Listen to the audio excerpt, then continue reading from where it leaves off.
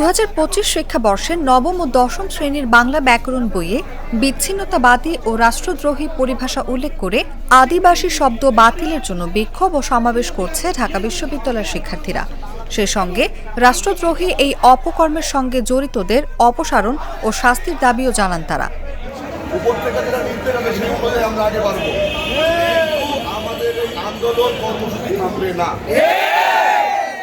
রোববার সকাল 10টার পর থেকে শিক্ষার্থীরা জাতীয় শিক্ষাক্রম ও পাঠ্যপুস্তক বোর্ডের সামনে স্টুডেন্ট ফর সভারেন্টি সংগঠনের ব্যানারে এই বিক্ষোভ শুরু করেন।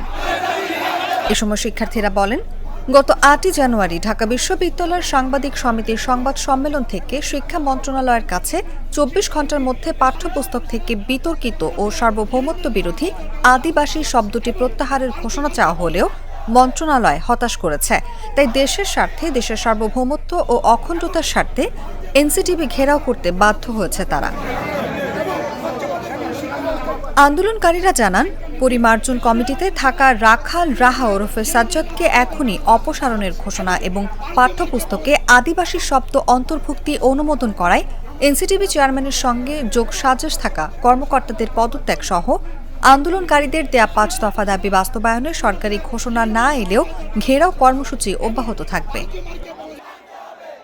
এজন্য তদন্ত কমিটি গঠন ও জড়িতদের অপসারণ সহ শাস্তি দাবি করেন আন্দোলনকারীরা।